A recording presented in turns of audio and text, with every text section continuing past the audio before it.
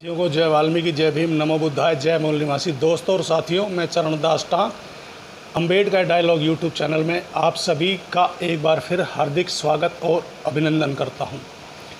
दोस्तों और साथियों, मैं आज अपने अम्बेडकर डायलॉग यूट्यूब चैनल के माध्यम से आप सभी बहुजनों, दलितों और अति दलित भाइयों और बहनों के सामने एक ऐसी अद्भुत वीर गाथा प्रस्तुत करने जा रहा हूं। जी हां साथियों, जिसको सुनकर या जिसको देखकर मात्र हम बहुजनों, दलितों और अति दलितों का सर गौरव से ऊंचा उठ जाएगा। और साथियों, इस मनुवादी, रूढ़िवादी सोच, विचार और विचारधारा के लोगों के मुंह पर ऐसा ताला लग जाएगा कि जो अक्सर आए दिन यह भ्रम और यह भ्रांति फैलाए रखते हैं कि इस देश में जो भी कुछ किया है या जो भी कुछ वीर गाथाएं हैं, जो भी कुछ इतिहास है, वह सिर्फ इस मनुवादी, रूढ़िवादी सोच, विचार और विचारधारा के लोगों का ही है। हम बहुजनों, दलितों और अति दलितों का कोई इतिहास नहीं है जिसे कि छुपाया गया है। साथियों, आज का जो मेरा इस अम्बेडकर डायलॉग यूट्यूब चैनल का वीडियो का शीर्षक है, जी हाँ साथियों, शीर्षक है वह बहुत ही ध्यान से सुनने और देखने योग्य है। साथियों, आज का मेरा शीर्षक है सिरभंगी और भंगियों की तोप। जी हाँ साथियों, सिरभंगी और भंगियों की तोप। साथियों, इतिहास गवाह है कि 12 मिसलों में से सबसे ज़्यादा ताकतवर और योद्धा भंगी मिसल थी, जिसका दबदबा अमृतसर, लाहौर, गुजरात, चिनियोट तक था।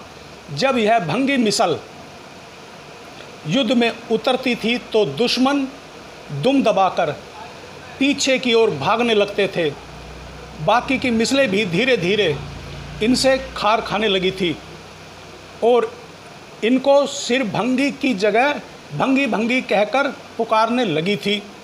और फिर धीरे धीरे यह भंगी मिसल के नाम से ही मशहूर हो गए, जबकि इनका भांग धतूरे से कोई लेना देना नहीं था। ये लोग पूर्ण सिख थे, जो पीढ़ी दर पीढ़ी गुरुओं के साथ रहे। भंगी मिसल के वह ही ज़्यादा लोग थे जो गुरु गोविंद सिंह जी के साथ रहे थे, शिरोमणि शहीद बाबा जीवन सिंह जी के साथ रहे, जिससे सीधे ये शूद्र कहलाने वाले लोग थे, जिनको हिंदू वर्ण व्यवस्था के हिसाब से अछूत कहा गया था, जिनका कोई धर्म नहीं था। गुरु गोविंद सिंह जी ने इनकी ताकत को पहचाना, जो बिल्कुल निर्भय थे, यानी कि किसी भी बात का भय इनके अंदर नहीं था। यही वजह थी कि इन लोगों को प्रमुख जनरलों के ओहदे दिए जाते थे। साथियों, इसीलिए ज़्यादातर लोग अक्सर इनसे खार खाते थे। गुरु गोविंद सिंह जी के बाद बाबा दीप सिंह जी एक आंधी की तरह आए और जुल्म के खिलाफ लड़ते लड़ते शहीदी पा गए। बाबा दीप सिंह जी से अमृत पान करके बाबा हरि सिंह जी ने भंगी मिसल की कमान संभाल ली थी। दल खालसा की स्थापना के समय सरदार हरि सिंह जी को भंगी मिसल का सरदार चुना गया और तरना के मुखिया बनाया गया। अमृतसर में सरदार हरि सिंह जी ने कटड़ा हरि सिंह की स्थापना की और साथ में ही किला भंगिया बनाया गया, जिसका बाद में नाम बदल दिया गया था। साथियों, हरि सिंह जी के भरोसेमंद सरदार झंडा सिंह ने भंगी मिसल के पैर पसारने शुरू किए। सरदार झंडा सिंह का सबसे महत्वपूर्ण युद्ध मुल्तान शुजा खान और बहावलपुर के दादू पुत्रा के खिलाफ था। साथियों, सन 1766 ईस्वी में सतलुज पर हुई लड़ाई का कुछ नतीजा ना निकला और वहाँ संधि के दौरान सरदार झंडा सिंह को पाकपटन के इलाके का मालिक स्वीकारा गया और अब उसने कसूर पर हमला कर दिया, जिस पर पठानों का कब्जा था। सरदार झंडा सिंह ने पठानों को वहाँ से भगाकर वहाँ पर भी भंगी मिसल का वर्चस्व लहरा दिया। साथियों, 1772 ईस्वी में मिसल ने फिर से हमला किया और मुल्तान और बहावलपुर भी जीत लिया था।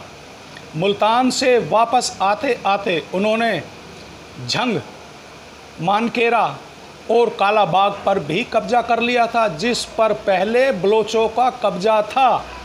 इसके बाद सरदार झंडा सिंह ने रामनगर के चट्ठों से प्रसिद्ध जमजमा तोप भी अपने कब्जे में कर ली थी, जो कि बाद में भंगियों की तोप के नाम से प्रसिद्ध हुई थी। जी हाँ साथियों, मैं इस लाइन को एक बार फिर दोहराता हूँ कि साथियों, सरदार झंडा सिंह ने रामनगर के चट्ठों से प्रसिद्ध जमजमा तोप भी अपने कब्जे में कर ली थी, जो कि बाद में भंगियों की तोप के नाम से प्रसिद्ध हुई थी। सरदार झंडा सिंह ने मिसल की सालाना कमाई को बढ़ाकर लगभग 1 करोड़ रुपए तक पहुंचा दिया था। सरदार झंडा सिंह जी की शहादत और भंगियों की शोहरत बढ़ती गई, जिससे कि सारी मिसलें खुश नहीं थी और यहाँ भी जात पात की नफ़रत ज़्यादा थी।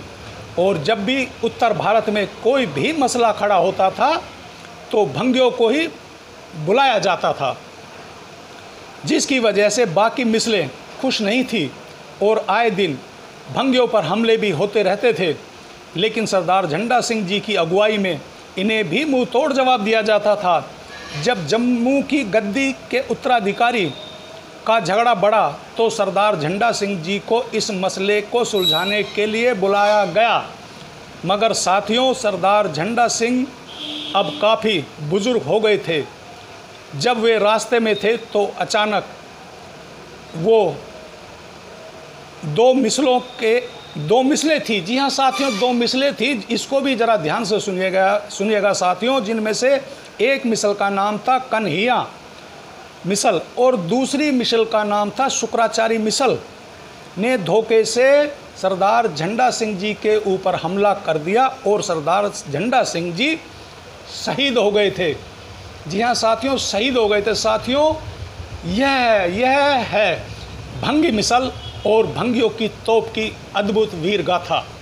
साथियों, मैं अब आपसे एक प्रार्थना और एक अपील करूंगा कि साथियों, आप सभी मेरे अम्बेडकर डायलॉग यूट्यूब चैनल को सबसे पहले सब्सक्राइब करें, लाइक करें और कमेंट अवश्य किया करें। और साथियों, मैं जो अपने अम्बेडकर डायलॉग यूट्यूब चैनल के माध्यम से जो भी बहुजनों, दलितों और अति दलितों की वीर गाथा, शौर्य गाथा या उनके उत्पीड़न के आधार पर कोई भी यूट्यूब पर छोटी छोटी वीडियो बनाकर आप लोगों से साझा करता हूं, तो आप भी उन वीडियो को अपने सभी साथियों, इष्ट मित्रों, सभी सगी संबंधियों के साथ साझा किया करें। साथियों, हम लोग रोज़मर्रा की ज़िंदगी में भी फ़ोन पर सुबह शाम को गुड मॉर्निंग, गुड इवनिंग या गुड नाइट या कोई भी अच्छी बुरी खबर अपने साथियों के साथ साझा शेयर करते हैं। तो साथियों, मैं चाहूँगा कि आप लोग मेरे इस सिरभंगी और भंगियों की तोप नामक वीडियो को ज़्यादा से ज़्यादा सभी बहुजनों, दलित और अति दलित भाइयों के साथ साझा और शेयर करें। और अंत में अपने सभी बहुजनों, दलित और अति दलित भाइयों और वीर योद्धाओं को जय वाल्मीकि, जय भीम, नमो बुद्धाय, जय मूल निवासी।